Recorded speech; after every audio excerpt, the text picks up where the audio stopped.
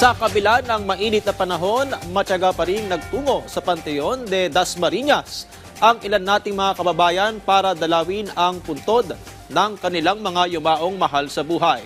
Yan ang ulat ni Bernard Ferrer. Bakas pa rin kay Shoni ang matinding lungkot sa pagpanaw ng kanyang anak na pumanaw nitong Abril. Ngayong Undas, nagsama-sama ang kanilang pamilya para alalahanin siya at ang iba pang mahal niya sa buhay na nauna ng pumanaw.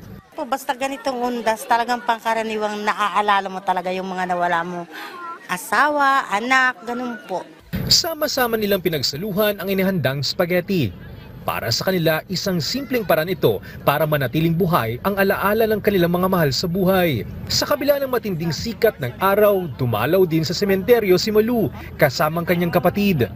Hindi rin niya maiwasang maalala ang iba pa niyang kaanak na hindi niya na nakakasama, lalo na ang kanyang kuya. Siyempre nakakalungkot pag naalala mo yung kapatid mo, yung mga mahal mo sa buhay. Pero salamat at nakapunta kami ng maayos naman din.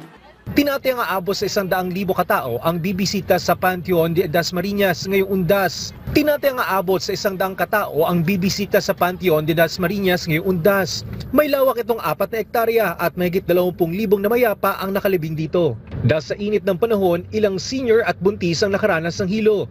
Dito naman po yung sa pamagitan ng aming disaster office, ng aming city health office at ng iba't ibang mga volunteers ay na-address po lahat ng mga medical concerns po nila. Ipinagbabawal naman ang matutulis na bagay, flammable materials, malalaking speaker at alak upang masiguro ang mapayapa at maayos sa pagunita ng Undas. Samantala, patuloy ang pag-iikot ng mga pulis at barangay officials sa loob at paligid ng sementeryo para sa kaligtasan at kaayusan ng publiko.